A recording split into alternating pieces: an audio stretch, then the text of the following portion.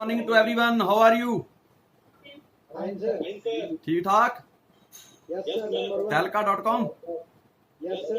मैं सब जगह पूछ रहा हूँ लोगों को कि क्या चल रहा है, तो कोई कह रहा है सर बाढ़ आ रही है, कोई कह रहा है सर तूफान आ रहा है, कोई कहता है सर बारिश नहीं हो रही। लेकिन बिहार वालों को जब पूछता हूँ तो बिहार वाले कहते हैं सर यहाँ तो फुल फ्लैश में ड्यू सॉफ्ट चल रहा है। You are really the best. बहुत अच्छा लगता है जब आप लोगों से मुलाकात होती है। तो मैं देख रहा हूं आज का चैप्टर हम आगे ले जाने से पहले मैं बताना चाहूंगा कि सबसे पहले हमने डिस्कशन की थी 6 बेसिक के ऊपर। उसके बाद हमने काश के ऊपर डिस्कशन की थी नॉलेज, एटीट्यूड, स्किल और हैबिट के ऊपर। और तीसरा सेशन था हमारा जिसमें हमने फोकस के ऊपर डिस्कशन की थी। सही बोल रहा हूं? और आज हमारा चौथा सेशन है। और मैं एक चीज तो जानता हूं कि ट्रेनिंग का सही तरीके से अगर कोई बेनिफिट लेता है तो वो बिहार टीम लेती है। अब तक तो रिकॉर्ड एमपी टीम तोड़ती आई है, लेकिन मैं देख रहा हूं कि जब से हमारी ये ट्रेनिंग की सीरीज चल रही है ना, ट्रेनिंग है तो सब ले रहे हैं, लेकिन इंप्लीमेंट जो कर रहा है सही तरीके से वो बिहार टीम कर रही है। I am really proud of you. You are really the best. Yes sir. इस लॉकडाउन के दौरान भी अगर मैं देखूं तो सबसे ज्यादा बड़ी अचीवमेंट की जो शुरुआत हो रही है वो बिहार से हो रही है। जब भी कंपनी एवरी वीक अचीवर की लिस्ट डालती है तो सबसे ऊपर आपकी ग्रेट अपलाइन, मैं जोरदार तालियां चाहूंगा मिस्टर राहुल कुमार के लिए, उनका नाम आता है सबसे टॉप में। नहीं, आपकी मेहनत है यार। देखो, जब से हमने ड्यू सॉफ्ट स्टार्ट की है, लोग हमें कहते हैं कि सर अपना आशीर्वाद दे के रखना। हमने अपनी जेब में हाथ नहीं डाले, हाथ ऐसे उठा के रखे हुए हैं। लोग इसके नीचे से आते हैं, आशीर्वाद लेके चले जाते हैं। मैं हमेशा एक बात कहता हूं कि कोई भी आशीर्वाद, कोई भी चमत्कार, कोई भी जादुई छड़ी, कोई भी तावीज तब तक काम नहीं करता जब तक आप काम नहीं करते। इंसान को खुद काम करना होता है। सही बोल रहा हूं? जवाब देते रहना, ठीक है? मजा आएगा। मैं फिर से एक बार सारे अचीवर को बहुत बहुत शुभकामनाएं देना चाहूंगा। और सबसे ज्यादा शुभकामनाएं देना चाहूंगा मैं आपको, जो अभी पिछले कल राखी का त्योहार गया उसकी।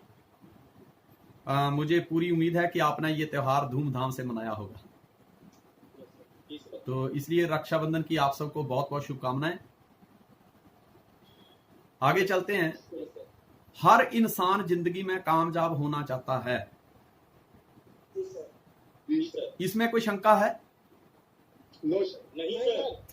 आप जब आज इस सेशन में जुड़े हुए हैं, मुझे पूरा विश्वास है कि हर कोई व्यक्ति यही उम्मीद लेके आया है कि मुझे जिंदगी में कामयाब होना है। सही बोल रहा हूं?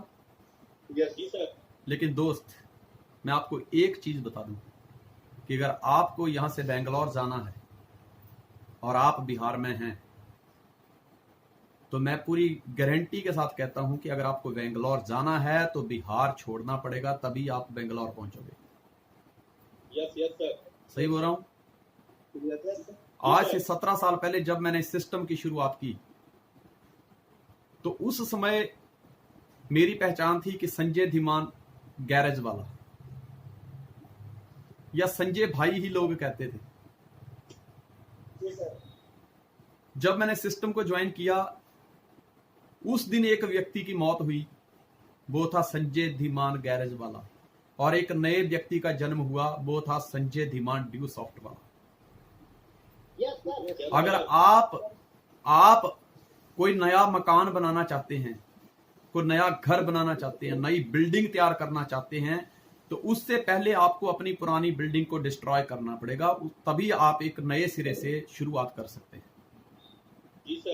सही बोल रहा हूं? ये दुनिया की सच्चाई है। अगर आपको कुछ नया करना है तो आप जो पुराना कर रहे हो, जैसे मैंने बताया कि बेंगलोर जाना है तो बिहार छोड़ना पड़ेगा। अगर नया कुछ हटके करना है तो जो अभी तक करते आए हो उससे कुछ अलग करना पड़ेगा। तो सबसे पहला काम है कि जिंदगी में अगर तरक्की करनी है, अपने जो गोल्स हैं, अपने जो टारगेट हैं, अपने जो लक्ष्य हैं, वहां तक पहुंचना है, तो हमें अपनी छिलाई तो करनी पड़ेगी। आप देखते हैं कि जब हमारी पुरानी स्किन निकलती है तो एक नई स्किन आती है। सांप भी हर साल अपनी स्किन को छोड़ देता है और नई स्किन उसके ऊपर आती है। इसी तरह जिंदगी में अगर तरक्की करनी है तो एक चीज याद रखना कि कामयाब होने के लिए आपको दर्द की प्रक्रिया से होकर गुजरना पड़ेगा। जब तक मां दर्द नहीं लेती, एक बच्चे को जन्म नहीं दे सकती। बदलाव जो है वो पीड़ादायक होता है, लेकिन जो इस बदलाव को बर्दाश्त करता है, जो इस बदलाव को एक्सेप्ट करता है, उसकी दोस्तों जिंदगी बदल जाती है। कामयाब होना है तो हमें कामयाब होने के लिए क्या चाहिए और कौन से काम करने पड़ेंगे। तो सबसे पहली बात है, अगर कामयाब होना है तो शार्पन योर सॉ, अपनी ज्ञान की कुल्हाड़ी को तेज करना पड़ेगा, उस आरी को तेज करना पड़ेगा जिस आरी से हम ग्रोथ लेकर आएंगे। मैं आपको एक कहानी के साथ शुरुआत करता हूं कि एक बार क्या होता है कि एक वुड कटर होता है, लकड़ी काटने वाला। वो एक टिम्बर मर्चेंट के पास जाता है और उसे कहता है कि मुझे काम चाहिए। वो कहता है ठीक है। वो उसको पेड़ काटने का काम देता है। वो पहले दिन 21 पेड़ काटता है। कितने? 21। उसका बॉस उसको शाबाशी देता है, कहता है वाह ग्रेट, वंडरफुल परफॉर्मेंस, बहुत ही बढ़िया परफॉर्म किया तूने। वो बड़ा खुश होता है कि मुझे शाबाशी मिली। दूसरे दिन जब वो सुबह पेड़ काटता है, शुरू करता है, शाम तक उसकी एवरेज जो है वो 17 पेड़ की आती है। वो बड़ा परेशान होता है, कहता है यार पहले दिन मैंने 21 पेड़ों की कटिंग की, दूसरे दिन 17 ही हुए। आज फिर बॉस ने पूछा कि कितने पेड़ काटे, कहता आज 17 पेड़ काटे। बॉस ने उसकी तरफ ऐसे इशारा करके देखा, कहता ठीक है, कीप इट अप। तीसरे दिन वो व्यक्ति फिर आया, उसने पेड़ों की कटिंग करने शुरू की। तीसरे दिन उसने 14 पेड़ काटे। पहले दिन कितने थे? 21। दूसरे दिन कितने थे? 17। और तीसरे दिन कितने थे? 14 पेड़।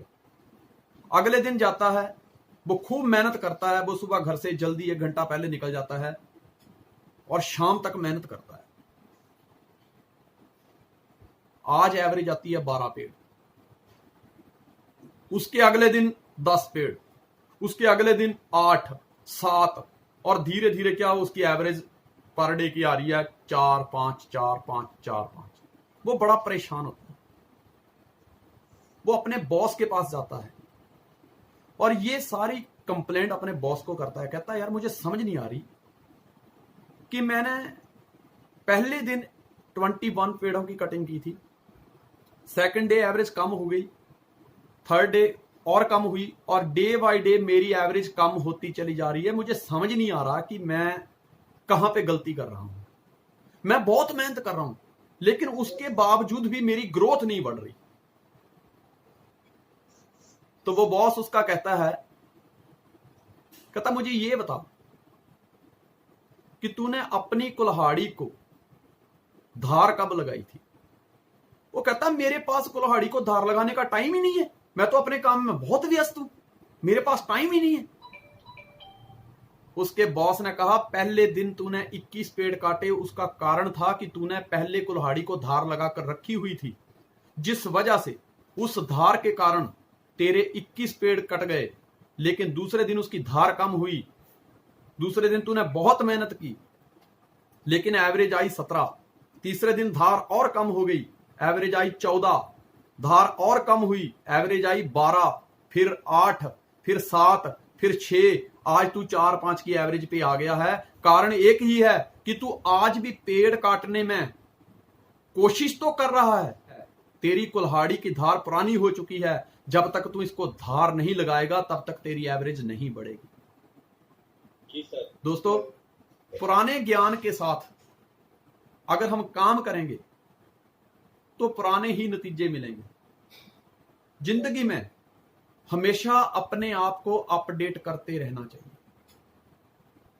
अगर आप में उतना ही नॉलेज है जितना कल था, आपकी जिंदगी में एक दिन तो ऐड हो गया, लेकिन आपके दिमाग में, आपकी लाइफ में आपने ज्ञान से अगर ग्रो नहीं किया है तो आपका बैंक बैलेंस से भी आप कभी ग्रो नहीं कर पाओगे। जिस तरह एक कार को चलते रहने के लिए पेट्रोल से फिर से भरना पड़ता है, उसमें बार बार पेट्रोल डालना पड़ता है क्योंकि उसको चलाना है ना हमको। Yes sir. उसी तरह हमें सीखने के माध्यम से ईंधन भरने की जरूरत है। ये जो जिंदगी की गाड़ी है, जो कार है, उसमें अगर उसको चलाना है हमको तो पेट्रोल डालना पड़ेगा। लेकिन इस जिंदगी की गाड़ी को चलाना है तो दोस्त, इसके लिए हमें सीखने की जरूरत है, नया नया सीखने की जरूरत है। क्योंकि हमें अगर नई नई ऊंचाइयां हासिल करनी है तो नया नया ज्ञान भी हमें सीखने की बहुत जरूरत है। तो क्या आप अपनी कुल्हाड़ी की धार लगाने के लिए तैयार हैं? Yes sir. देखो, आदमी रोज काम करता है लेकिन उसके पास किताब पढ़ने का टाइम नहीं होता। वो व्हाट्सएप पे बैठता है, फेसबुक पे बैठता है, इंस्टाग्राम पे बैठता है, उनको ऑपरेट करता है, लेकिन वो किताब नहीं पढ़ता। जब तक वो अपने अंदर डालेगा नहीं, कुछ ज्ञान की बातें नहीं डालेगा, तो दोस्त तरक्की कहां से होगी। कहते ना, जिस तरह का आप रिजर्व करते हैं उसी तरह का आप डिजर्व करते हैं। इसलिए सबसे पहला काम है जिंदगी में अगर तरक्की करनी है तो हमें अपने ज्ञान को अपडेट करना पड़ेगा। अपनी कुल्हाड़ी, ज्ञान की जो कुल्हाड़ी है, उसकी जो आरी है, उसको तेज करना पड़ेगा, उसको धार लगानी पड़ेगी। क्या आपने ऐसा कोई व्यक्ति देखा है इस पृथ्वी पर कि जब वो इस संसार में आया उससे पहले परमात्मा ने उसके लिए बहुत बड़ा प्लॉट, बहुत बड़ा बंगला, नौकर चाकर, स्विमिंग पूल, बैंक बैलेंस, बहुत बड़ी लंबी कार, ये सब पहले से ही उसका बंदोबस्त करके रखा हो? ऐसा कोई व्यक्ति आपके इलाके में ऐसा कोई है? दोस्तों, हर जिंदगी की कहानी जो है ना, हर सक्सेसफुल कहानी जो है वो एक जीरो से शुरुआत होती है उसकी। Yes sir. इंसान, दुनिया का कोई भी इंसान देख लो आप, जिसने भी तरक्की पाई है दोस्त, उसने अपनी कहानी जो है जीरो से स्टार्ट की है। और जिनको ये चीजें विरासत में मिली हैं उनका आज कोई नाम नहीं है। अगर नाम है तो जिसने विरासत में दी है उसका ही नाम लोग लेते हैं। आज जब रिलायंस की बात आती है तो आपके दिमाग में मुकेश अंबानी, नील अंबानी का नाम आता है या धीरू भाई अंबानी का नाम आता है? आज जब धीरू भाई अंबानी, क्योंकि उन्होंने वो प्रैक्टिकल किया उस चीज को।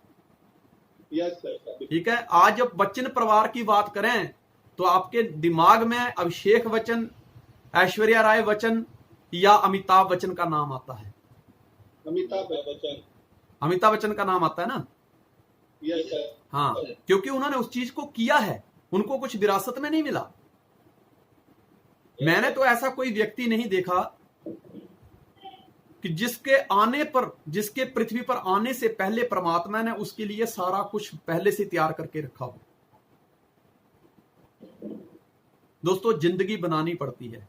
शर्त यह है कि उस जिंदगी की कहानी बनाने की यात्रा आपने खुद अपने कदमों से की हो।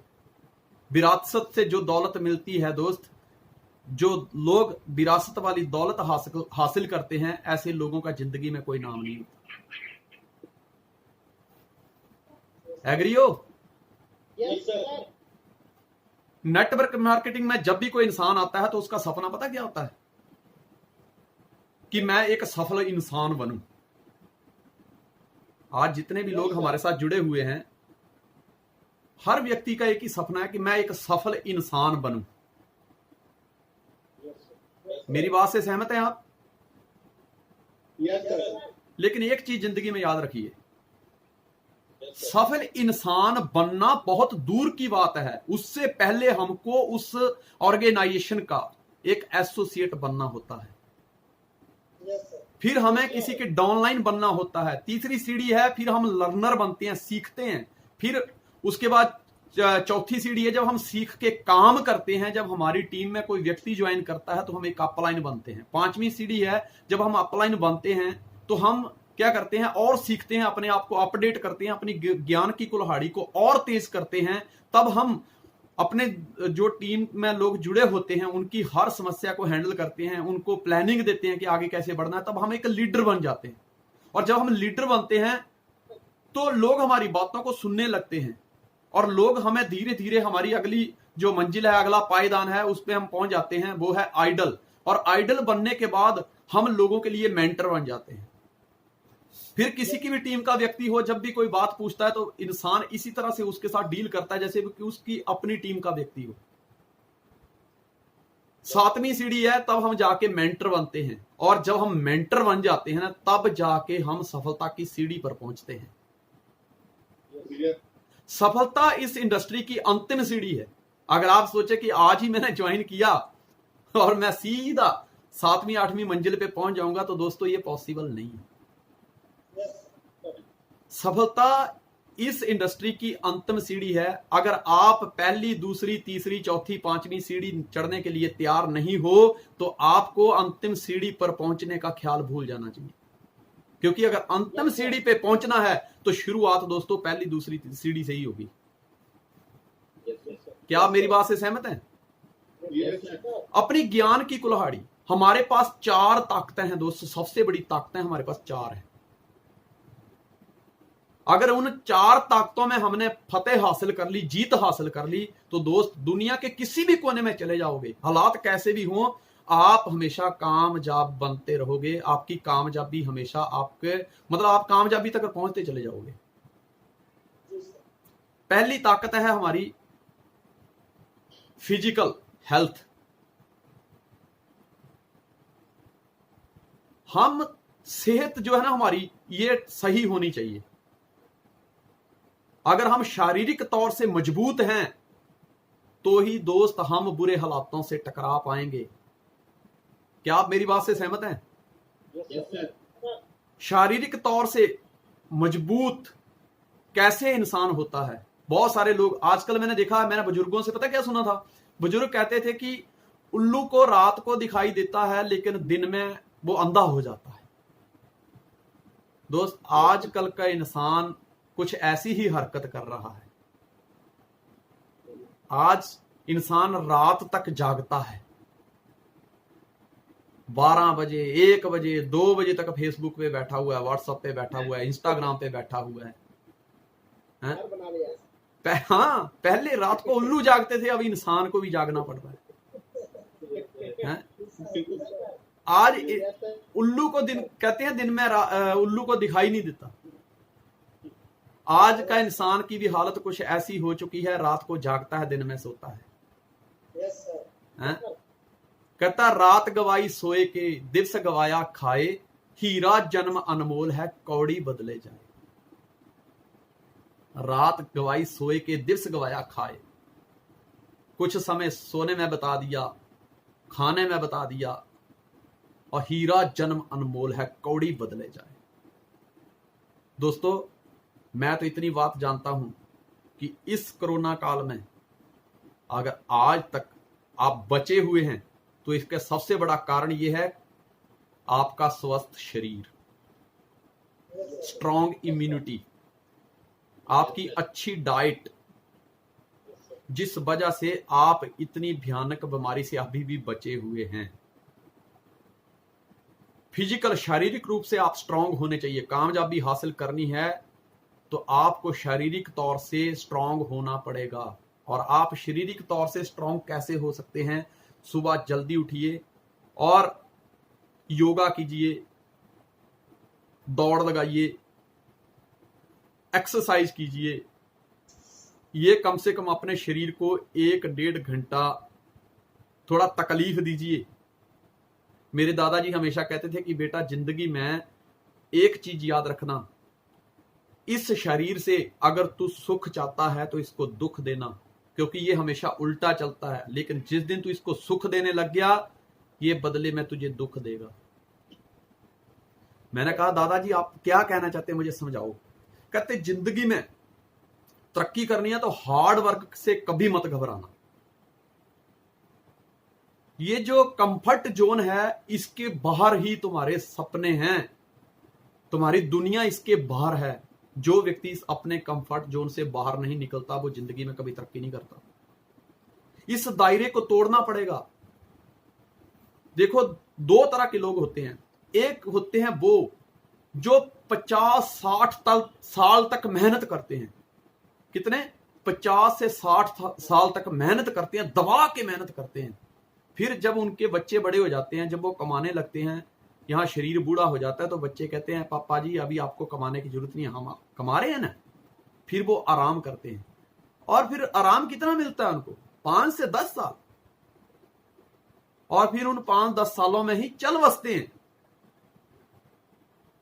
पूरी जिंदगी 50-60 साल संघर्ष किया। लेकिन मैं क्या बोलता हूं कि हम जिस इंडस्ट्री में हैं, अगर आप 10 साल के लिए अपने कंफर्ट जोन से बाहर निकल सकते हैं, 10 साल की अगर आप तकलीफ झेल सकते हैं, तो दोस्त अगले 50 साल में आपको गारंटी देता हूं पूरे सुकून से बीतेंगे। फैसला आपके ऊपर है। फैसला आपके ऊपर है कि 50 साल तक जद्दोजहद करनी है और लास्ट में जाके 5-7 साल जिंदगी के सुकून से बिताने हैं, या 10 साल तक मेहनत करनी है और अगले 50 साल सुकून से बिताने हैं। फैसला आपको करना है। 10 साल सर। यस सर, 10 साल में। कितने लोग हैं जो सुबह उठकर एक्सरसाइज करते हैं? यस हैं? सर। कितने लोग हैं? Yes sir. गौरव सर। देखो, बॉडी हेल्दी होनी चाहिए। शरीर ऐसा नहीं कि आप एक्सरसाइज करते हो, लेकिन क्या एक्सरसाइज करने के बाद बॉडी को अच्छी डाइट देते हो? अच्छी डाइट दीजिए, अच्छे प्रोटीन दीजिए। सिर्फ ऐसा नहीं कि वे खा करनी है। कुछ लोग खा करते हैं लेकिन बॉडी को मिलता कुछ नहीं है। कुछ लोग बड़ी लिमिट से खाते हैं लेकिन वो हेल्दी फूड खाते हैं। ठीक है। 4 फेस हैं जिसमें अपने को स्ट्रांग होना है। पहला फेस है हमारा शरीर स्वस्थ होना चाहिए। ठीक है। बुजुर्गों ने कहा है पहला सुख निरोगी काया, दूसरा सुख घर में माया। वैसे बाकी तो बहुत सारे सुख दिए हैं, लेकिन उन्होंने शुरुआत की है पहला सुख निरोगी काया, दूसरा सुख घर में माया। लेकिन आजकल का इंसान निरोगी काया हो, पहले सुख को प्रायोरिटी कम, लेकिन घर में माया हो इसको प्रायोरिटी ज्यादा देता है। दोस्तों, बहुत मुश्किल होता है सुबह 5 बजे उठना और उठने के ठीक आधे घंटे बाद फ्रेश होके फ्लोर पर जाके अपनी बॉडी को तकलीफ देना। ये कड़वे घूंट है, ये कोई पी पाता है, लेकिन मेरा विश्वास है जो ये कड़वे घूंट पी लेता है उसको करेले के कड़वे घूंट पीने की जरूरत नहीं होती। उसको फिर करेले का जूस पीने की जरूरत नहीं होती, इंसुलेशन लेने की जरूरत नहीं होती। आपके ऊपर डिपेंड करता है, या तो ये कड़वे घूंट पी लीजिए, करेले के जूस से बच जाओगे, या तो फिर सोए रहिए 10-11 बजे तक। शरीर को बढ़ने दो, फैट बढ़ने दो, कोलेस्ट्रॉल बढ़ने दो, शुगर बढ़ने दो, बीपी बढ़ने दो, इतनी सारी समस्याओं के साथ। कहते हैं इंसान अकेला आया है लेकिन अकेला जाता है, ऐसा ही बोलते हैं ना। लेकिन मैं कहता हूं कि इंसान तंदुरुस्त होकर आता है और बीमारियों के साथ जाता है। जो इंसान एक्सरसाइज नहीं करता, इंसान अपनी जिंदगी के 40 से 50 साल तक मेहनत करता और खूब पैसा बनाता है। पहला सुख निरोगी काया, दूसरा सुख घर में माया। उस शरीर से 50 साल तक काम लेता है, किसके लिए? पैसा बनाने के लिए। लेकिन आफ्टर 50 क्या होता है? उस शरीर से जो पैसा कमाया होता है वो बैंक बैलेंस से वो इंसान तो हेल्दी हो जाता है, लेकिन इस शरीर से वो वीक हो जाता है। फिर इसको हेल्दी करने के लिए 40 से 50 साल की जो कमाई हुई दौलत है दोस्तों, इसको स्वस्थ करने के लिए उस दौलत को इसके ऊपर लौटा देता है और लास्ट में खाली हाथ चला जाता है। Yes sir. बात समझ रहे हो?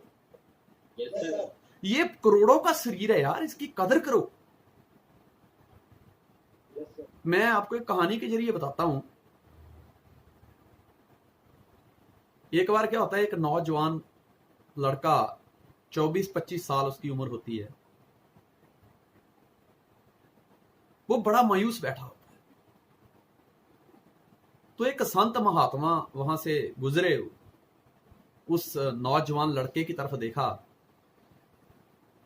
संत उसको पूछते हैं, यार तेरी ये उम्र, तेरे गाल लाल होने चाहिए, चेहरे पे चमक होनी चाहिए, है तो क्या ये मरी हुई बिल्ली की तरह मुंह बना के बैठा हुआ है? तो वो कहता है कि अगर मेरे पास पैसे होते, मेरे पास दौलत होती, तो मैं भी बिजनेस करता और मैं करोड़ों रुपए कमाता। वो अगर लगा रहा था पीछे, अगर। और मैं हमेशा कहता हूं कि जब भी दिमाग में अगर जन्म लेता है, तभी मार्केट में मगर जन्म लेता है। वो कह रहा था कि अगर मेरे पास पैसे होते, दौलत होती, तो मैं भी करोड़ों रुपया कमाता, बिजनेस करता। वो संत उसको कहते हैं, चल मेरे आश्रम में, तुझे पैसे चाहिए मैं देता हूं। संत उसको अपने आश्रम में ले जाते हैं।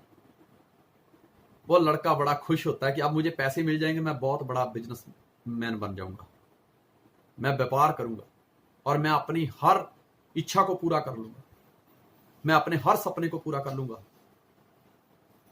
संत उसको कहते हैं, एक काम कर, कितने पैसे चाहिए तुझे कामयाब होने के लिए? उसने कहा 25 लाख। कहते हैं, यार 25 लाख से क्या होगा?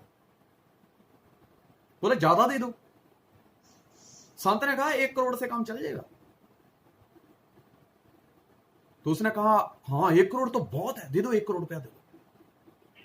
संत ने कहा, अपने एक शिष्य से कहा, एक धारिया लेके आओ, तलवार लेके आओ, खंजर लेके आओ, गंडासी, पंजाबी में गंडासी कहते हैं, गंडासी लेके आओ। लड़का गंडासी लेके आया, चमकती हुई, एकदम धार लगी हुई। संत ने उसका हाथ पकड़ा, बोले बेटा 1 करोड़ रुपया दूंगा, अपने हाथों के ना दोनों अंगूठे दे दे मेरे को। वो डर गया, कहता ना ना ना, ना मैं अंगूठे नहीं दे सकता। कहता लगता तुझे पैसे कम लग रहे हैं, एक काम कर। कहता क्या? कहता मैं 2.5 करोड़ देता हूं, अपने दोनों हाथ दे दे। कहता मैं हाथ नहीं दे सकता। कहता एक काम कर। कहता क्या? कहता मैं तुझे 1 करोड़ रुपया और देता हूं, 3.5 करोड़ हो गया, अपनी नाक कटवा दे, नाक दे दे मुझे। कहता ना, मैं नाक नहीं दे सकता। कहते एक काम कर, मैं तुझे 5 करोड़ रुपया देता हूं, अपनी दोनों आंखें मुझे दान कर दे। कहता नहीं नहीं, मैं आंखें नहीं दे सकता। कहते एक काम कर। कहते क्या? कहते तुझे मैं 15 करोड़ रुपया देता हूं, अपनी दोनों टांगें दे दे। कहता नहीं मैं नहीं दे सकता। कहते एक काम कर, मैं तुझे ना 2.5 करोड़ रुपया देता हूं, अपनी किडनी दे दे। कहता मैं ये भी नहीं दे सकता। संत ने उठ के ना कान के नीचे दिए एक गरम गरम, बोला देख इसका टोटल मार 25 करोड़ से ऊपर हो गया, ये जो मैंने तेरी गिनती करी 25 करोड़ से ऊपर हो जाएगा ये, हैं? बोलता 25 करोड़ से भी ज्यादा कीमत वाला तू शरीर, जिसकी कीमत लगाना मुश्किल है यार, बहुमूल्य है। आज की साइंस ने इतनी तरक्की कर ली है कि वो हूबहू इंसान बना सकती है, लेकिन उसमें जान नहीं डाल सकती। संत ने उठ के एक गरम गरम कान के नीचे दी, बोला कई करोड़ों का शरीर तू लेके घूम रहा है और खुद को भिखारी समझ रहा है, मायूस चेहरा बना के बैठा हुआ है। अरे हंसने की कला भगवान ने इंसान को दी है, जानवरों को ये गुण नहीं दिया, ये क्वालिटी जानवरों को नहीं बख्शी भगवान ने, इंसान को बख्शी है। और तू इंसान होके मायूस बैठा है। अरे तू करोड़ों का शरीर लेके बैठा हुआ है यार, हैं? इसका ब्याज महीने का 6 लाख तो बनता है ना दोस्त। Yes sir. इतना तो बनता है ना। Yes sir. आप सोचिए, आप 25 करोड़ की एफडी कराते हो तो साल का आपको इतना तो लगेगा यार कि मुझे कुछ नहीं तो कम से कम 2.5 करोड़ तो चाहिए, है? 10% तो ब्याज मांगोगे कि नहीं? हैं? तो यहां करोड़ों का शरीर है दोस्त, इसकी कीमत 6 लाख महीना तो कम से कम बनती है कि नहीं बनती है? हैं? तो ये शरीर करोड़ों का है, बहुमूल्य है यार, इसकी कदर करो यार। इसकी वैल्यू क्या है? जब एक जानवर, एक हिरन जिसका शिकार शेर करता है ना, तो अपनी जान बचाने के लिए हिरन कितना भागता है, तब उसको समझ आती है यार इस शरीर की कीमत क्या है। जब एक शिकारी के बंदूक से कोई पक्षी या कोई जानवर घायल हो जाता है, उससे पूछो जिंदगी की कीमत क्या है। जो व्यक्ति आज कोरोना से इफेक्टेड होके हॉस्पिटल में पड़ा है, वो जिंदगी की दुआएं मांग रहा है यार, उसको पूछो जिंदगी की कीमत क्या है। You are very lucky, you are healthy. आपको भगवान ने इतना सुंदर शरीर दिया है, इसको मेंटेन करिए यार। मार्टिन लूथर किंग ने बड़ी अच्छी बात बताई थी कि अगर आप उड़ नहीं सकते तो दौड़ो, अगर आप दौड़ नहीं सकते तो चलो, अगर आप चल नहीं सकते तो रेंगो, अगर आप रेंग नहीं सकते तो जहां भी हो वहां अपने हाथ पैर हिलाते रहो। यही कामयाबी का सूत्र है दोस्त। ठीक है? आर्थिक क्षेत्र में मजबूत होने से पहले हमको शारीरिक तौर से मजबूत होना पड़ेगा। शारीरिक तौर से, मानसिक तौर से, आध्यात्मिक तौर से और भावनात्मक तौर से हमें ये 4 क्षेत्र में मजबूत होना पड़ेगा पहले। अगर जो इंसान इन 4 क्षेत्रों में मजबूत है, किसमें? शारीरिक में, मानसिक में, आध्यात्मिक में और भावनात्मक तौर से जो इंसान मजबूत है दोस्तों, उसकी आर्थिक स्थिति कभी कमजोर हो ही नहीं सकती। क्योंकि जिसके पास स्वस्थ शरीर होता है वह कईयों से कई गुना अमीर होता है। ठीक है? इसलिए अपने शरीर का ध्यान रखिए। इसी के साथ में बात करते हैं हम मानसिक क्षेत्र, मेंटल लेवल। अपने दिमाग को तेज रखने के लिए बहुत सारे रास्ते हैं। मेडिटेशन करिए, योगा करिए। कभी किया आपने योगा? आप रामदेव बाबा को देखिए। मेरे को लगता है कि आपके पास तो बहुत बड़ी डिग्री है, रामदेव बाबा के पास कौन सी डिग्री है, लेकिन वो मेंटल लेवल से बहुत स्ट्रांग है। उनका योगा बहुत मजबूत है, वो बहुत मेडिटेशन करते हैं। और दोस्त, इस एक क्वालिटी के दम पे उन्होंने हजारों करोड़ की कंपनी जिसका नाम पतंजलि है खड़ी कर दी। जैसे मैंने खली का उदाहरण दिया, क्या क्वालिटी थी उस बंदे में? अपने शरीर को ही स्वस्थ रखा उसने और उसी से बेनिफिट लिया। वो शारीरिक तौर से मजबूत है। दारा सिंह में क्या था? दारा सिंह शारीरिक तौर से मजबूत था। आप WWF देखते हैं, वहां पे देखिए, वहां डिग्री काम नहीं करती, वहां तो गुस्सा काम करता है। समझ गए ना? मुक्का काम करता है वहां, मुक्का। जिसका मजबूत होता है उसकी दुनिया है, वही जीता, वही सिकंदर। ठीक है ना? Yes sir. जब आप योगा करते हैं, जब आप क्या बोलते हैं, मेडिटेशन करते हैं, तो दोस्त इससे हमारा शरीर, अपना दिमाग जो है ना, वो बहुत तेज हो जाता है। वो बहुत, वहां अंदर अंधेरा है, लेकिन जब आप आंखें बंद करके उसको फोकस करते हो तो वहां रोशनी हो जाती है। इसलिए मेंटली स्ट्रांग रहिए।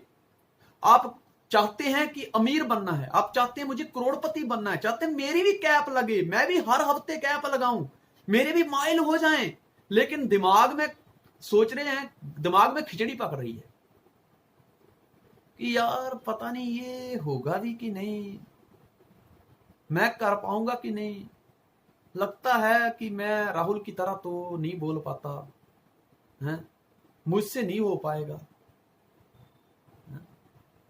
पहले अगर आप आर्थिक स्थिति से मजबूत होना चाहते हैं तो आपको शारीरिक तौर से भी और मानसिक तौर से भी मजबूत होना पड़ेगा। ताजमहल कितनी बार बना? कहता हूं ताजमहल 3 बार बना। पहले बना शाहजहां के दिमाग में, बाद में ताजमहल बना ऑन पेपर, बाद में ताजमहल बना जमीन के ऊपर। दोस्तों, आप भी अपनी जिंदगी में अपनी सफलता का ताजमहल बनाना चाहते हैं तो पहले आपको शारीरिक तौर से और मानसिक तौर से मजबूत होना पड़ेगा। अगर मन में सोचते हो कि मैं कर लूंगा, ये मेरे लिए बना और मैं एक दिन हासिल करके रहूंगा, जब आप मेंटली स्ट्रांग हैं तो दोस्त आपकी सफलता का ताजमहल एक दिन हकीकत में बनेगा। आप अगर मन से कमजोर हैं तो ये ख्वाब का ख्वाब रह जाएगा, वो हकीकत में कभी नहीं बदल सकता। आपको मेंटली स्ट्रांग होना पड़ेगा। बहुत सारे उतार चढ़ाव आते हैं जिंदगी में।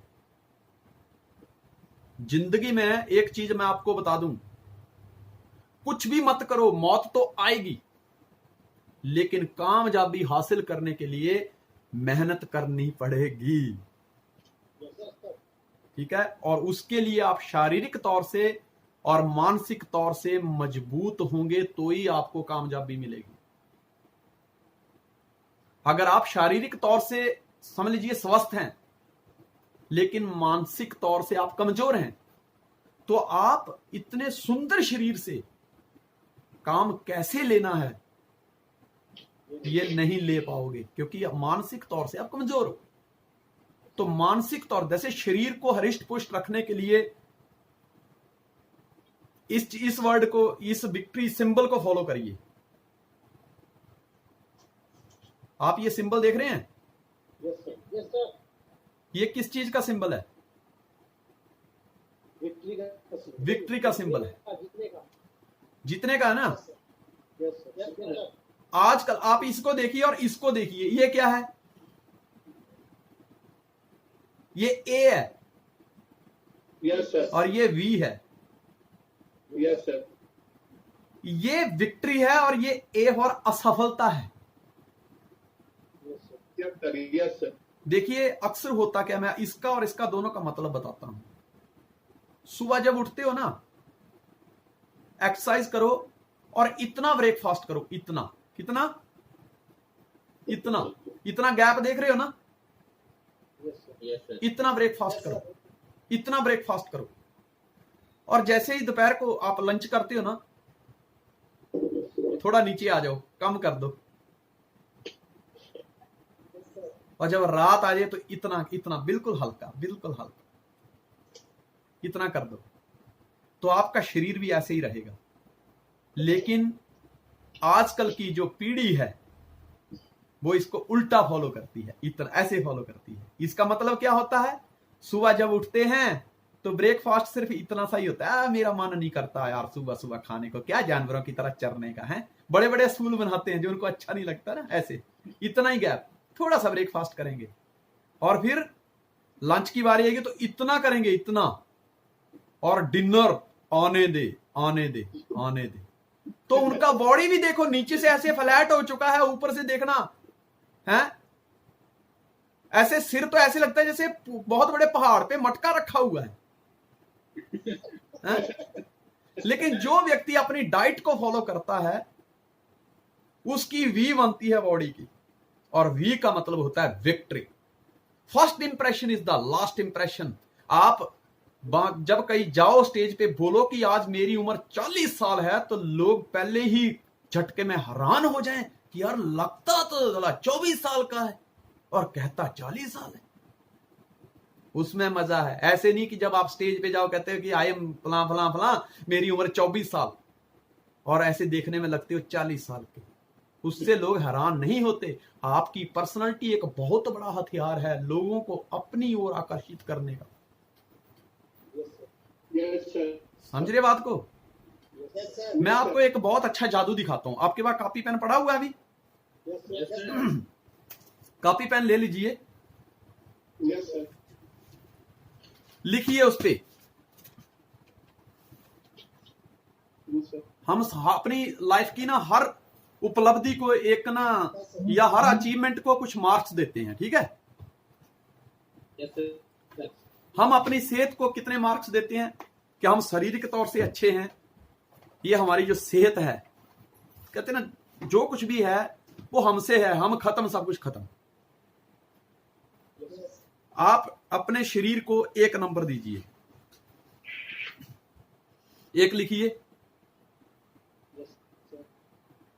उसके बाद अगर आपने अच्छी पढ़ाई की है, आप तंदुरुस्त हैं लेकिन आपने अच्छी पढ़ाई की है, आपकी परवरिश बहुत अच्छी हुई है, उसको 2 जीरो लगा दीजिए आगे।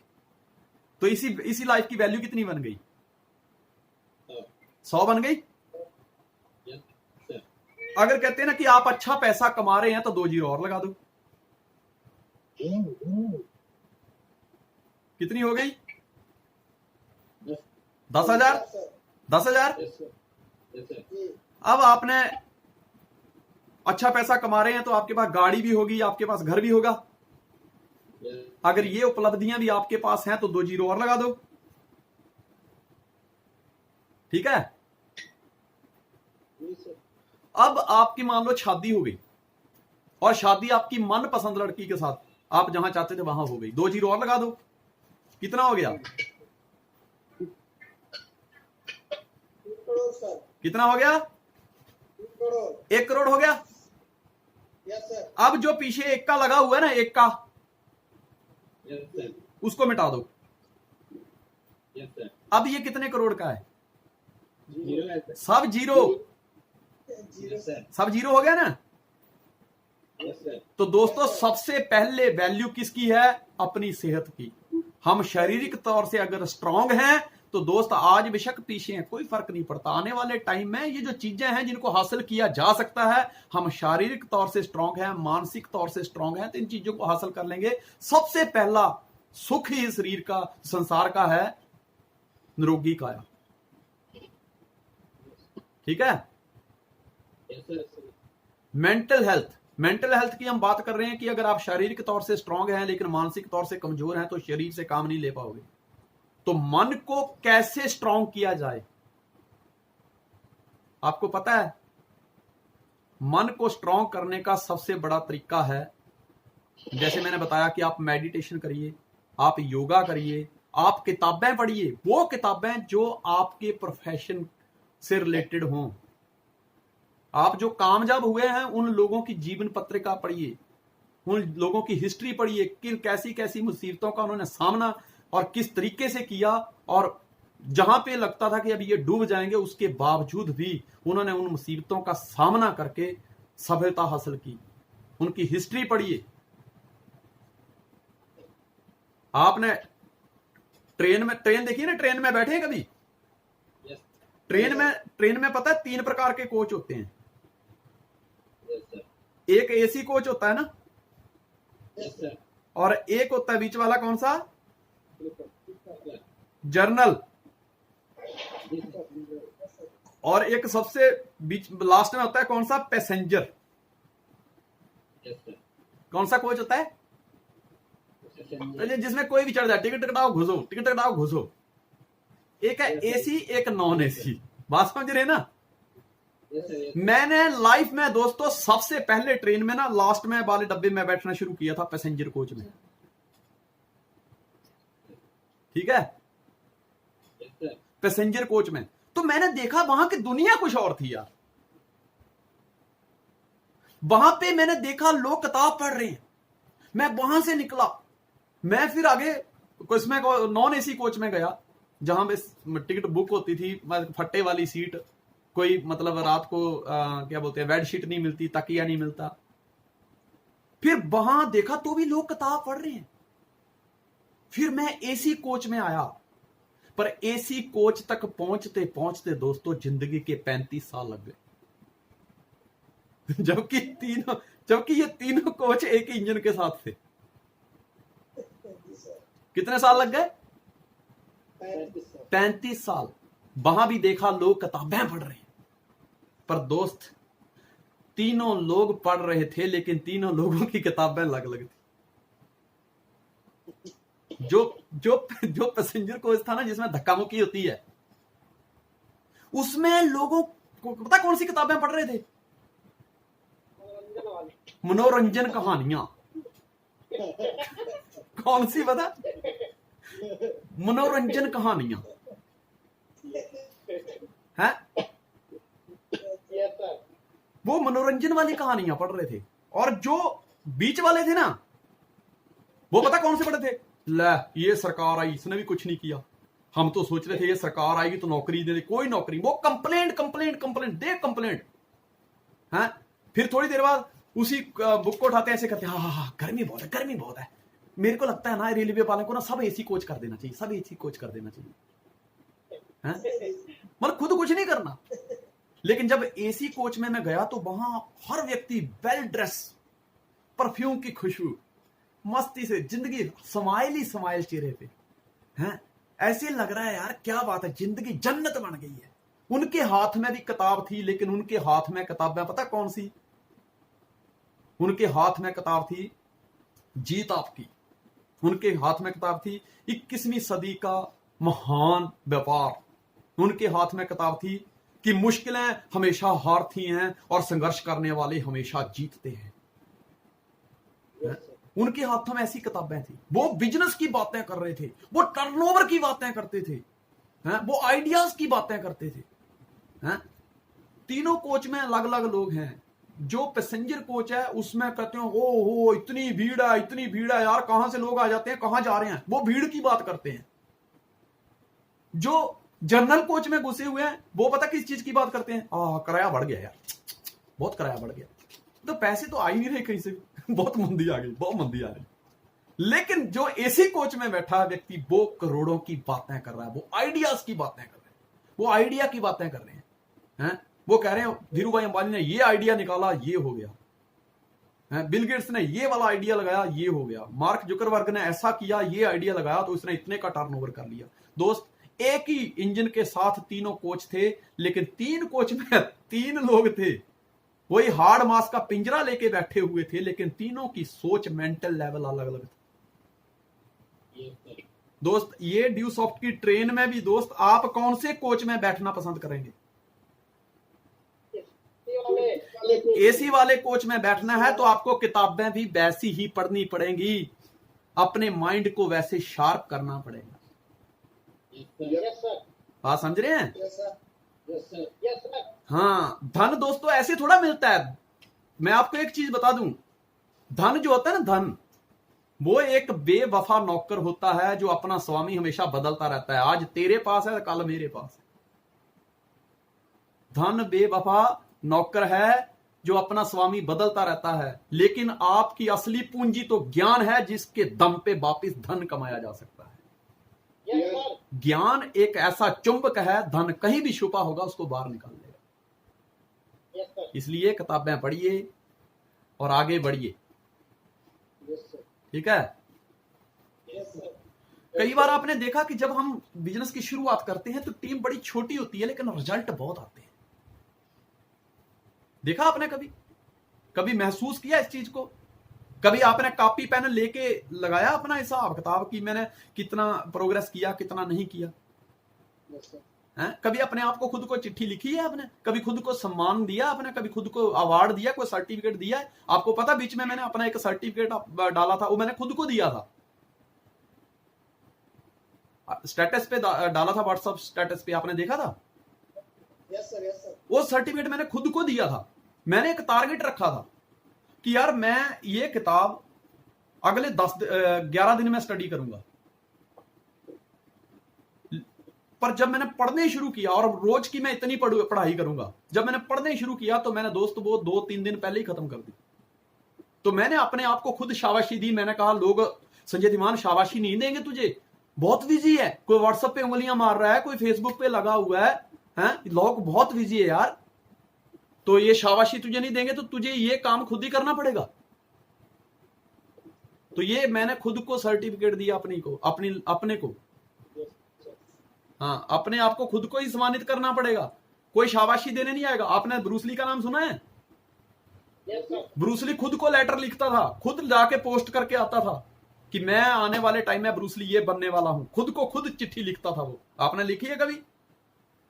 क्या आपने कॉपी पेन उठाया कभी जिंदगी में और लिखा कि अगले 5, 10 साल, 15 साल में ये करने वाला हूं, जब मैं 60 साल का हो जाऊंगा तब मेरे पास ये चीजें होंगी, ये 5 चीजें मेरे पास होंगी, जब मैं 70 साल का हो जाऊंगा तो ये अगली 5 चीजें मेरे पास होंगी, जब मैं 80 साल का हो जाऊंगा तो अगली ये 5 चीजें मेरे पास होंगी, जब मैं 90 साल का हो जाऊंगा तो मैं रिटायर हो जाऊंगा और मुझे फक्र होगा उस समय जब मैं अपने नाती पोती जो मेरे बच्चे हैं उनको अपना ये सारा दारोमदार सौंपते हुए मेरी छाती चौड़ी होनी चाहिए। दोस्त, उस समय मैं कहता हूं कमीज फट जानी चाहिए, छाती इतनी चौड़ी हो जानी चाहिए हमारी इस खुशी में कि मैंने जो भी किया पूरी ईमानदारी के साथ किया है और मुझे फक्र है कि जो मैंने किया है। क्या किया कभी आपने? लिखी है कभी खुद के लिए कोई लेटर लिखा, कभी खुद के लिए कोई डिजायर लिखी है आपने? नहीं लिखी। संजय धीमान 2 साल, कंपनी के 2 साल बाद आया, जब कंपनी लॉन्च हुई उसके ठीक 2 साल बाद आया, लेकिन सबसे पहले सफायर बना। कारण क्या था? कारण यही था कि मैं हर टाइम अपने आप को कुछ ना कुछ अवार्ड देता रहता हूं, मैं ऐसे कुछ काम करता रहता हूं, अपने दिमाग को चालू रखता हूं, क्योंकि मेरा जिंदगी का तजुर्बा है दोस्त, ट्रेन, ब्रेन और प्लेन ये चलते रहें तो ही दोस्त इंसान को ये काम मतलब फायदा देते हैं। जिस दिन ये रुक जाते हैं इनको जंग लग जाता है।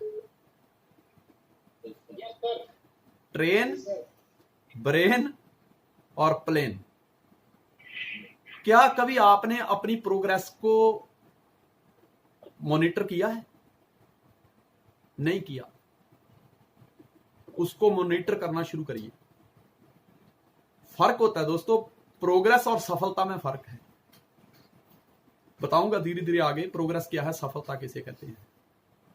पर मैंने एक चीज देखी कि जब हम काम की शुरुआत करते हैं तो हमारे नतीजे ज्यादा आते हैं, लेकिन जब हमारी टीम में 5 माइल जब हमारे हो जाते हैं, टीम 250 की हो जाती है, जब हम मान लो 1 माइल नहीं हुआ, अभी एंट्री आ रही होते कि 5-7 5-7, लेकिन जब हम स्टार बन जाते हैं, 5 माइल हो जाते हैं तो एंट्री आ रही 4-5 4-5। जब प्रीमियर बन जाते हैं तो बिजनेस ग्लूकोज पे होता है 2-3 2-3 2-3।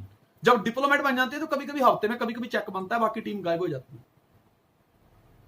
कारण क्या है उसका? क्योंकि हमारा फोकस उस समय नतीजों पर हो जाता है।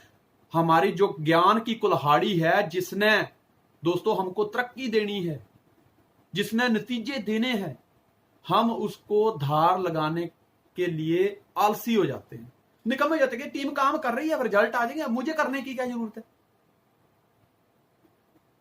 और जब हम आलसी होते हैं, जब हम अपनी मेंटल लेवल को बड़ा नहीं करते, जब हमारी ज्ञान की कुल्हाड़ी की जो धार है, ज्ञान की जो आरी है, उसकी धार जो है वो जब हम नहीं तेज करते, तब हमारे नतीजे गिर जाते हैं। दोस्त, आज आप अपनी प्रोग्रेस को मॉनिटर करिए। अगर आपको लगता है कि मेरे 5 माइल हो गए हैं, पीछे जाइए, सोचिए, मेडिटेशन कीजिए, योगा कीजिए और पीछे वाले जो स्टार्टिंग की शुरुआत थी, सोचिए कि उस समय मेरे नतीजे कितने आते थे और ऐसे रिजल्ट कैसे आ गए जब उस समय आप ट्रेंड भी नहीं थे,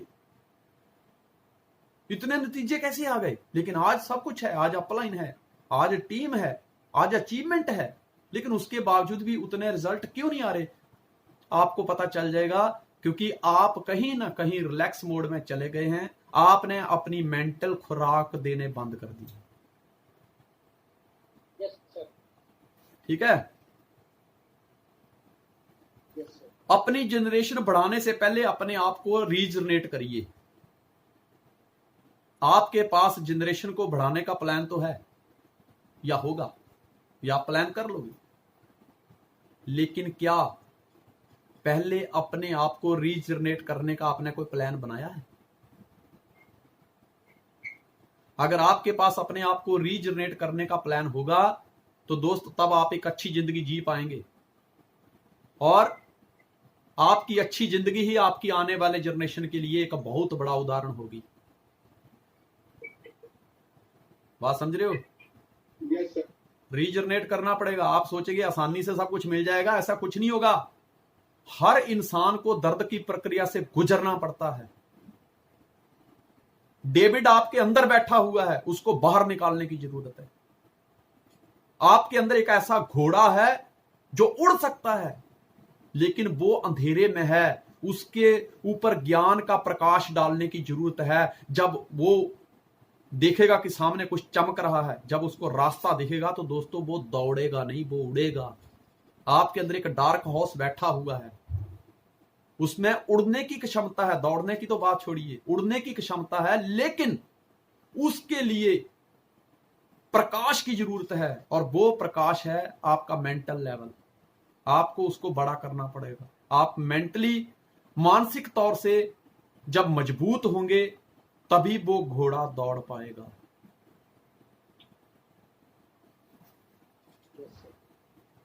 जिंदगी में सबसे ज्यादा ऑर्डर आपने देखा होगा, किसी होटल पे जब खाना खाने जाते हैं तो जिसको ऑर्डर देते क्या बोलते हैं? ओ छोटू इधर आ। क्या बोलते हैं? छोटू इधर आ। दोस्तों वो छोटू बेचारा पूरी जिंदगी वो छोटू में जन्म लेता है, छोटू में ही मर जाता है। लास्ट में तो उसके बीवी बच्चे भी छोटू छोटू कह के बुलाते हैं। मैंने देखा है कि जब गुजरात में गया किसी होटल में, तो होटल वाले को बोला यार पानी, तो सर छोटू, हाँ जी सर पानी, ओके। छोटू रोटी लाओ, छोटू चावल लाओ, छोटू बर्तन उठा लो, छोटू कपड़ा मार दो। मतलब सारे काम। एक नाम बड़ा फेमस है, वो है छोटू। आपने कभी देखा उसकी छोटू, वो जो बेचारा छोटू है, वो आज होटल में भी पूरी जिंदगी बर्तन ही उठाता रहता है, वो मालिक नहीं बन पाता कभी। वो छोटू क्यों बना रहता है? क्योंकि वो गरीब घर में पैदा हुआ। इस शरीर हेल्थ को मेंटेन करने के लिए, इसको खुराक देने के लिए, दोस्त वो जिस भी जगह पे गया वो छोटू बन के रह गया, क्योंकि उस जगह का उसके पास ज्ञान ही नहीं है। उसको पता ही नहीं चल रहा कि होटल कैसे चलाना है, कस्टमर कैसे हैंडल करने हैं। उसके पास वो मेंटल पावर नहीं आ रही, वो पूरी जिंदगी छोटू बन के रह जाता है। मेरे ना घर के सामने एक बहुत बड़ी जमीन थी,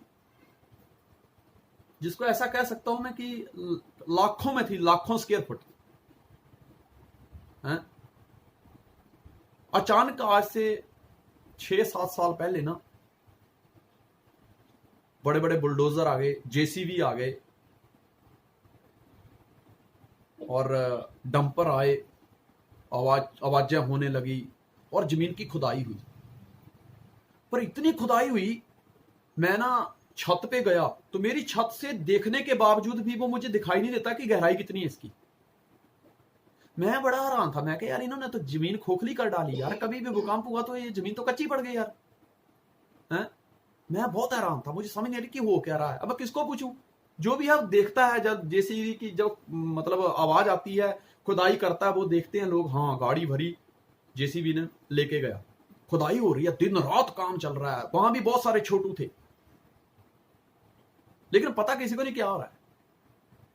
और देखते देखते अगले 4-6 महीनों में धीरे धीरे क्या हुआ, वहां पे कुछ बीम पड़ने लगे। और दोस्त आज वो मेरे सामने एक बहुत बड़ी बिल्डिंग बन के तैयार हुई है। उसके अंदर अगर कंपाउंड में खाली घूमना हो ना, जो उन्होंने घूमने के लिए रोड बनाया हुआ है, तो कम से कम 1-1.5 किलोमीटर का तो उसका राउंड ही हो जाता है। सोच सकते हैं आप, वहां पे 900 फ्लैट बनाए उन्होंने। कितने? और वो 9th फ्लोर की है, 9th फ्लोर की, इतनी ऊंची बिल्डिंग। मेरे को जिंदगी में एक समझ आ गई यार, मैंने उस खुदाई से एक चीज सीख ली। I am learner. मेरे दिमाग में बड़े दिनों से चल रहा है ये हो क्या रहा है, बिल्डिंग बनानी तो इतनी गहरी खुदाई करने की क्या जरूरत है। लेकिन मुझे एक चीज बहुत अच्छा लेसन मिला उस खुदाई को देखकर, कि अगर आपको अपनी सफलता की बिल्डिंग भी इस तरह से बहुत ऊंची बनानी है ना, तो दोस्त जिंदगी में बहुत सारी पहले खुदाई होगी, गहराई में जाना पड़ेगा। जब उसके पिल्लर मजबूत होंगे, तभी आपकी कामयाबी की बिल्डिंग ऊंचाई तक जाएगी। क्या आप सहमत हैं इस बात से? क्योंकि दोस्तों एक चीज मैं बता दूं आपको, करोड़ों रुपया सिर्फ प्लान दिखा के नहीं आते, बुरे हालातों के ऊपर लात मार के ही करोड़ों रुपया आते हैं। आप सोचेंगे मैं गया, प्लान दिखाया, आ गया, बस काम हो गया, बस ऐसे कभी नहीं होता। उसके बाद आप जो अमिताभ बच्चन को पर्दे पर देखते हो ना, वो अमिताभ बच्चन कोई और है, लेकिन जो पर्दे के पीछे वाला अमिताभ बच्चन है ना, उसको नहीं आप जानते। एक सीन के लिए कितनी बार कटना पड़ता है, कट कट कट है, तब जाके एक अच्छा सीन तैयार होता है। जिंदगी भी ऐसी ही है। यहां पे तो लोग आते हैं मेंटली स्ट्रांग नहीं होते, 2-4 प्लान करते कहते छोड़ दूसरी कंपनी में चलते हैं, बंदर की तरह छलांगे मारने लगे हुए हैं। भाई साहब, कंपनियां बदलने के लिए कंपनी ज्वाइन नहीं करनी है, खुद की जिंदगी बदलने के लिए कंपनी ज्वाइन करनी है यार। अगर इंसान तो इंसानों वाले काम करो ना। कंपनियां बदलते रहोगे पूरी जिंदगी दोस्त, कंपनियां तरक्की कर जाएंगी। जब बंदा खुद को बदलता है फिर बंदा तरक्की करता है। यस सर, समझ गए ना। आप मेरे को एक बात बताओ, आप मान लो लक्स साबुन से नहाते थे, आपने लक्स साबुन बंद कर दिया और आप हमाम लेके आए, साबुन बदला है ना आपने। यस सर, बंदा तो वही है। तो जिसको बदला है हमाम वाले ने तरक्की किया, तुम्हारी क्या तरक्की हुई? तुम्हारी तो खुजली आज भी वैसी की वैसी है।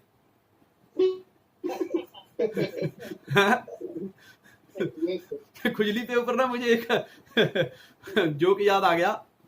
एक बंदा ना पंडित के पास जाकर, पंडित जी, हाँ जी, हाथ में खुजली हो रही है। पंडित कहते हैं वाह वाह, शाबाश शाबाश, बधाई हो। बोले क्यों? बोले जब दाहिने हाथ में खुजली होती है बेटा, पैसे आते हैं, बहुत पैसे आते हैं। थोड़ी देर हुई, उसने बायां हाथ आगे किया। बोले पंडित जी इस हाथ में भी खुजली हो रही है। बोले क्या बात है बेटा, जब दाहिने हाथ में खुजली होती है ना तो अपने देश से आते हैं, लेकिन जब बाएं हाथ में भी खुजली होती है तो विदेश से भी आते हैं। वो खुश हो गया।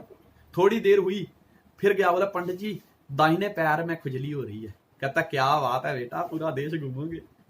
थोड़ी देर हुई, बोले पंडित जी बाएं पैर में भी खुजली हो रही। बेटा बधाई हो, बधाई हो। बोले क्या? बोले तुम्हारे दिन भर गए बेटा। बोले क्या हुआ? बोले अब विदेश में घूमोगे।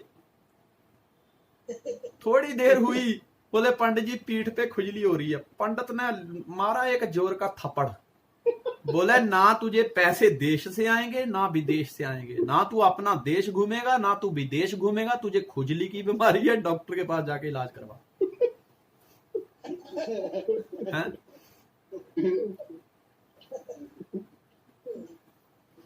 अभी बात करते हैं हम। पहला क्षेत्र था शारीरिक, दूसरा है मानसिक और तीसरा है आध्यात्मिक। दोस्त मैंने कम से कम 400 किताबें रखी हैं अपने पास। मैंने बहुत अमीर लोगों की कहानियां पढ़ी हैं, लेकिन मैंने एक चीज देखी है, इन सब में एक चीज कॉमन थी, पता है? जितने भी अब तक अरबपति बने, जितने भी अब तक करोड़पति बने, जितने भी टॉप क्लास लोग जिन्होंने मंजिल पाई है, जैसा उन्होंने चाहा वैसी मंजिल पाई है, उन सब में एक चीज कॉमन थी, पता क्या? उन सब में एक चीज कॉमन ये थी कि वो भगवान में स्ट्रांग बिलीव रखते थे। स्ट्रांग, सबसे ज्यादा प्रेयर करते थे वो, भगवान के आगे प्रार्थना करना और भगवान में आस्था रखना, विश्वास रखना।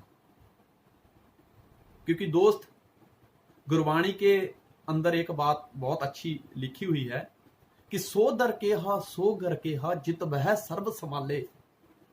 मतलब कि आज इंसान से अपना घर नहीं चलता।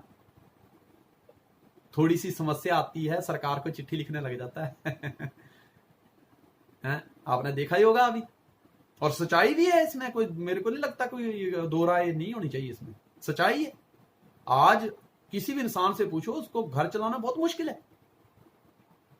पर गुरबाणी में एक बात बोली है कि सो दर के हा सो घर के हा जित वह सर्व संभाले, कि हे प्रभु, हे सर्वशक्तिमान, सो दर के हा वो जगह कौन सी है, सो घर के हा वो घर कैसा है, जित वह सर्व संभाले, कि जहां पर बैठकर तू पूरी दुनिया को संभाल रहा है। कोई तो है जो दुनिया को संभाल रहा है। क्या आप इस बात में बिलीव करते हैं? Yes sir.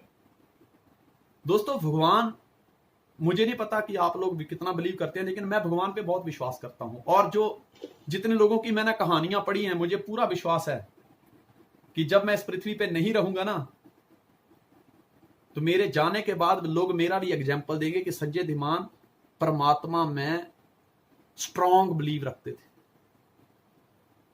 मैं आज भी बहुत विश्वास रखता हूं। और मुझे लगता है कि मैं कई बार मैं अपने आप में एनालिसिस करता हूं कि संजय धीमान, तू हिमाचल का रहने वाला,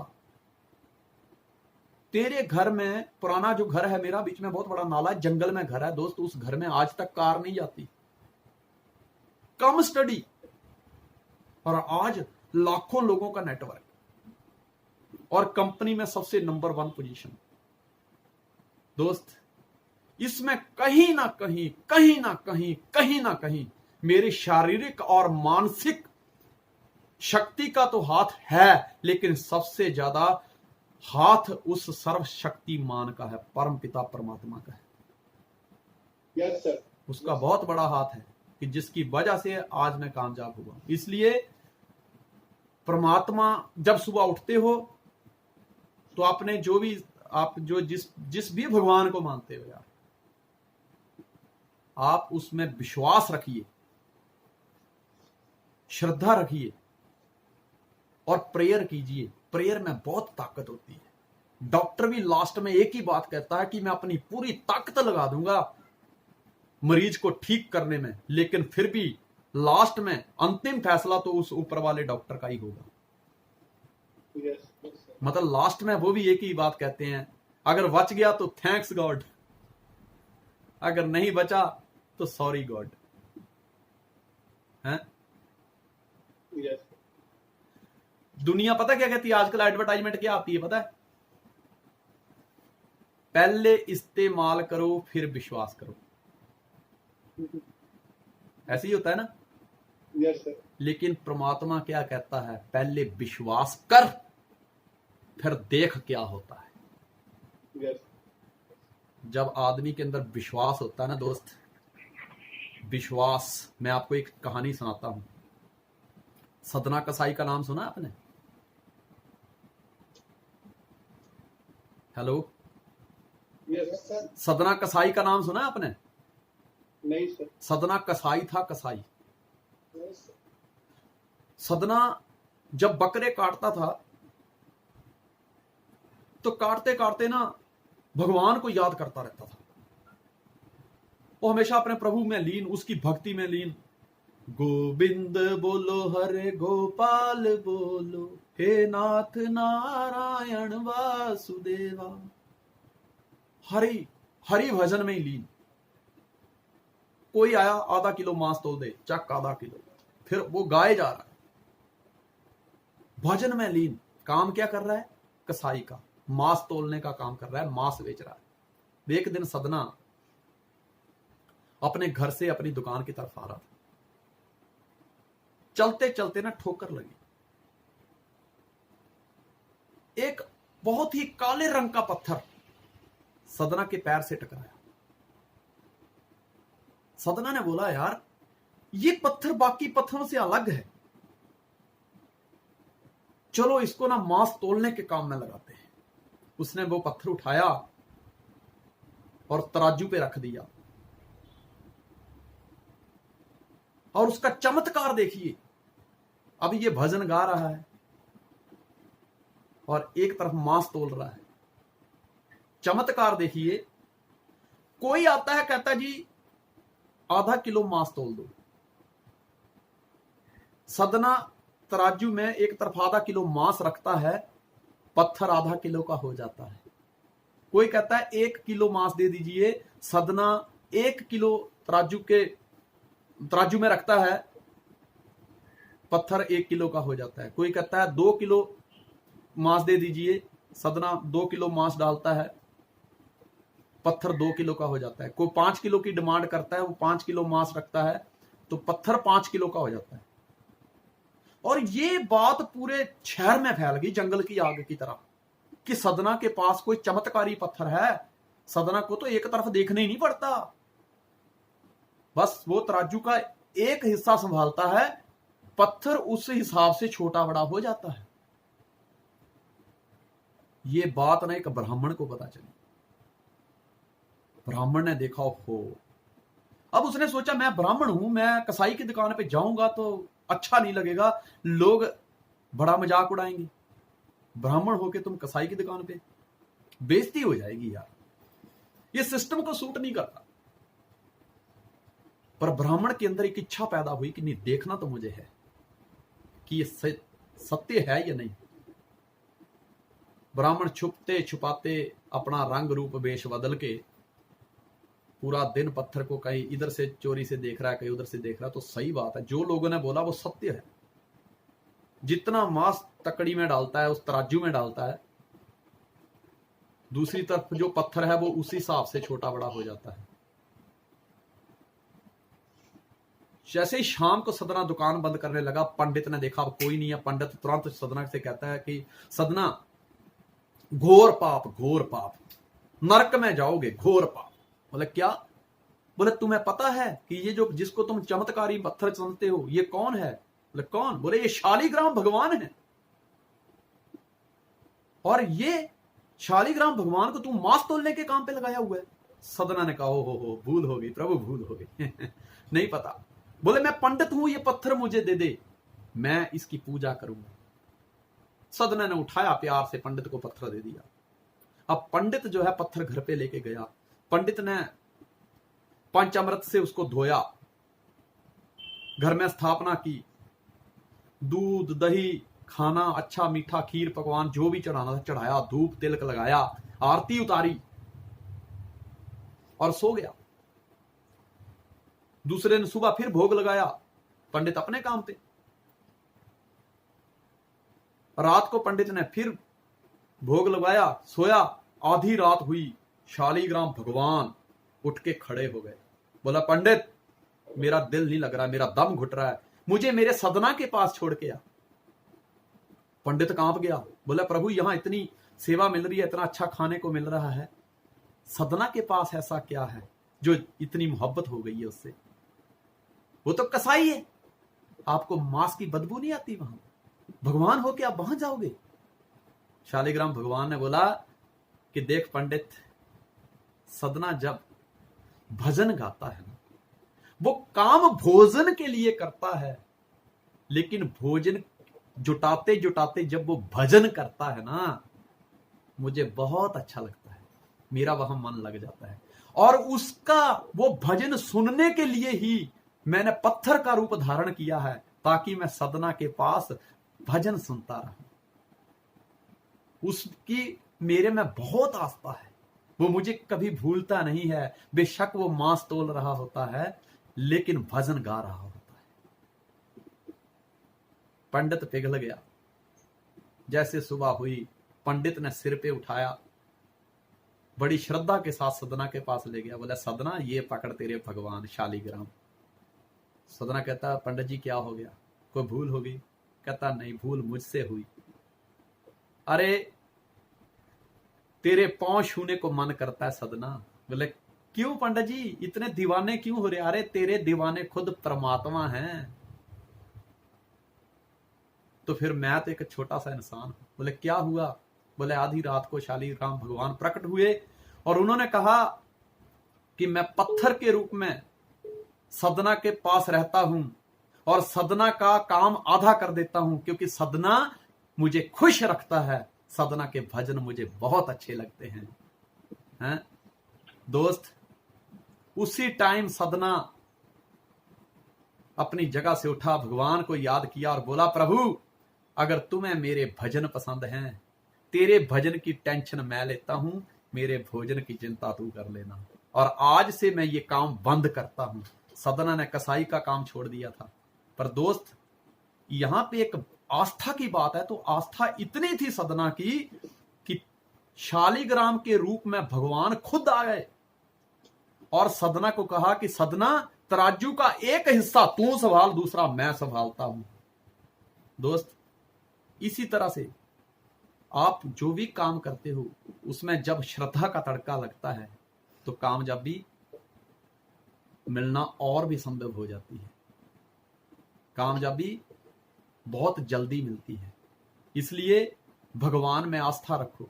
जो भी आप करते हो, काम पे निकलते हो, भगवान के सामने प्रार्थना किया करो, प्रभु मेरे मन में कोई वहम ना आए, मेरे मन में कोई शंका ना आए, मेरे मन को स्ट्रांग बनाए रखना। जब मैं जाऊंगा तो लोग मुझे अच्छे भी मिलेंगे, बुरे भी मिलेंगे, मेरे साथ कभी अच्छा होगा कभी बुरा होगा, पर फिर भी मैं मानसिक तौर से विचलित ना हो जाऊं। मुझ पर कृपा बनाए रखना। जब आप स्पिरिचुअली स्ट्रांग हो जाते हो, तो दोस्तों फिर वो जवाबदारी कामयाबी की आपकी नहीं रहती, भगवान खुद ले लेता है।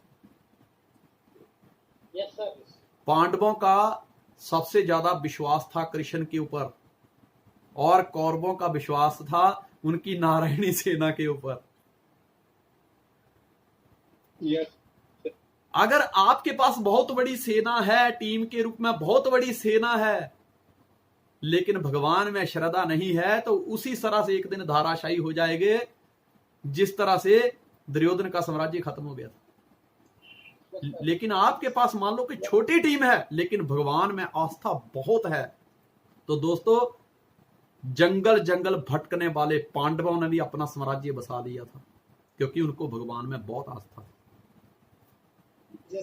ठीक है। शारीरिक, मानसिक, आध्यात्मिक और भावनात्मक तौर से हमें स्ट्रांग होना है। भावना क्या है कि क्या सामने वाला व्यक्ति है दोस्त, आप कितने इंटेलिजेंट हैं, कितने तेज हैं, कितने तर्राट हैं, आपको कितना ज्ञान है, वो उसके लिए कोई काम का नहीं। सामने वाला व्यक्ति ये सोचता है कि क्या इस व्यक्ति का दिल मेरे लिए धड़कता है कि नहीं धड़कता, क्या मैं जो कामयाबी जिंदगी में हासिल करना चाहता हूं, ये व्यक्ति मेरी कामयाबी के लिए सीरियस है कि नहीं है। बात समझ रहे हो? आपके पास घर है, गाड़ी है, पैसा है, दोस्तों ये सेकेंडरी थिंग्स हैं। पहली थिंग्स है हैप्पीनेस। अगर आप अंदर से खुश नहीं हैं तो ये सब चीजों की कोई वैल्यू नहीं है, ये सब चीजें आपकी जिंदगी में कोई मायने नहीं रखती। आपका दिल लोगों के लिए धड़क रहा है कि नहीं, क्या आपके अंदर टीम भावना है कि नहीं, क्या आप टीम के बारे में सोच रहे हैं कि नहीं। ये 4 क्षेत्र हैं, जो इंसान अपने इन 4 क्षेत्रों में मजबूत हो जाएगा दोस्तों, उस इंसान को जिंदगी में कामयाब होने से कोई नहीं रोक सकता, ये मेरा विश्वास है। नेटवर्क मार्केटिंग जो है ना, लोगों की सेवा का बिजनेस है। ठीक है। Yes sir. जितनी सेवा आप लोगों की करते जाओगे उतनी ही आप तरक्की करते जाओगे। Yes sir. मैं जब इस इंडस्ट्री में आया तो दोस्तों मैं पैदल चला, और रास्ते में कई प्रकार के लोगों से मेरी मुलाकात हुई, जिनके नंबर आज भी मेरे पास हैं और बात होती है। मैं ऑटो स्टैंड में गया और बहुत सारे ऑटो वाले मिले, बहुत सारे मेरे साथ ऑटो शेयर करने वाले लोग मिले, जिनके मोबाइल नंबर आज भी मेरे पास हैं और उनसे बात होती है। मैं बस स्टैंड पे गया, वहां लोग मिले और उनके नंबर आज भी हैं, मेरी उनसे भी बात होती है। मैं रेलवे स्टेशन पे गया, वहां लोग मिले, एयरपोर्ट पे गया, वहां लोग मिले और उनके नंबर आज भी हैं, उनसे मेरा आज भी रिश्ता है। लेकिन दोस्तों एक चीज सोचने वाली है, जिस तरह मेरे को लोग मिले उस तरह आपको भी लोग मिलते होंगे, और आपका भी रिश्ता आज उनके साथ होगा, कहीं ना कहीं व्हाट्सएप पे हाय हेलो होती होगी। मैं कामयाब क्यों हूं? क्योंकि जितने रिश्ते मैंने उन अनजान लोगों के साथ बनाए, जितने मजबूत रिश्ते मेरे उन लोगों के साथ हैं, उतने ही मजबूत रिश्ते आज मेरी टीम के साथ हैं। मेरा दिल हमेशा अपनी टीम की कामयाबी के लिए धड़कता रहता है। मैं आपसे एक सवाल करता हूं कि क्या जो अनजान लोग थे, जो राह में मिले थे, उन लोगों के साथ आज आपके भी रिश्ते होंगे, लेकिन आपकी टीम में लोगों का आना जाना लगा हुआ है, लोग आ रहे हैं, लोग जा रहे हैं, लोग आ रहे हैं, लोग जा रहे हैं। जो आपकी टीम में जो लोगों ने इस बिजनेस को एक रिक्शा स्टैंड बना लिया हुआ है, बस स्टैंड बना लिया हुआ है, रेलवे स्टेशन बना लिया हुआ है कि सवारियां आ रही हैं, सवारियां जा रही हैं, सवारियां आ रही हैं, जा रही हैं। इसका मतलब यह है कि उन लोगों के साथ आपके मजबूत रिश्ते नहीं हैं। आप दिल से उन लोगों के साथ नहीं मिलते हो, आपका दिल उनके लिए, उनकी कामयाबी के लिए नहीं धड़कता है, जिस वजह से लोगों का आना जाना लगा रहता है। इसके लिए टीम के साथ दिल से रिश्ता बनाइए, टीम के बारे में सोचिए। मुझे एक व्यक्ति पूछता है कि संजय धीमान जी आपकी कामयाबी का राज क्या है? मैं कह यार, मैं किसी एक काम को करके कामयाब नहीं हुआ कि मेरा शारीरिक तौर से मैं अच्छा था इसलिए मैं कामयाब हो गया। नहीं, मैं शारीरिक तौर से, मानसिक तौर से, भावनात्मक तौर से और आध्यात्मिक तौर से मैं मजबूत हूं। मैं उनमें बहुत स्ट्रांग बिलीव करता हूं। कहते जिस ठाकुर से ना ही चारा ताको कीजिए सद नमस्कारा। परमात्मा के बिना तेरा कोई चारा नहीं। भगवान के सामने हमेशा इंसान कंप्लेंट करता है, तूने ये नहीं ना दिया, मैं नहीं मानता, तूने ये नहीं मुझे दिया, मैं नहीं मानता। भगवान कहता है वो मूर्ख, आज तक तुझे गिनती में मैंने 1 2 3 4 5 6 7 8 9 10 सारी चीजें दी, बहुत कुछ दिया, लेकिन अगर एक चीज, कोई एक वस्तु की जो तेरी डिमांड थी मैंने तुझे नहीं दी, तो तू मेंटली वीक हो गया, पागलों जैसी हरकतें करने लगा। इतनी पुरानी दोस्ती को एक झटके में तोड़ रहा है, आज ही कटी कर रहा है। मूर्ख, इतनी बात सोच कि जो दिया है वो भी ले लूं और जो देने वाला था वो भी ना दूं, मेरा क्या उखाड़ लेगा तू? है कोई चारा? नहीं है कोई चारा? तो उन्होंने सीधा बोला जिस ठाकुर से ना ही चारा ताको कीजिए सद नमस्कारा। पढ़ा करो, सुना करो, गुरबाणी सुना करो, बहुत कुछ मिलता है जिंदगी में, बहुत कुछ है यार। पैसा अपने आप आएगा, पर आप विश्वास करिए, आप इन क्षेत्रों में स्ट्रांग हो जाइए। हाँ, पहला हो गया कि शार्पन योर सॉ। अगर आप ग्रोथ चाहते हैं तो आपको कुल्हाड़ी तेज करनी पड़ेगी। अगर आप सोचते हैं नहीं मैं तो बहुत बिजी हूं, मुझे किताब पढ़ने का टाइम नहीं मिलता, तो मुझे लगता है आप भी उस वुड कटर की तरह गलती कर रहे हो। दोस्तों, आपको छिलने की प्रक्रिया से होकर गुजरना पड़ेगा। जिंदगी में अगर बदलाव चाहते हो तो बदलाव दर्दनाक है, ये आसानी से नहीं मिलता, उसके लिए जिंदगी की छिलाई करनी पड़ेगी।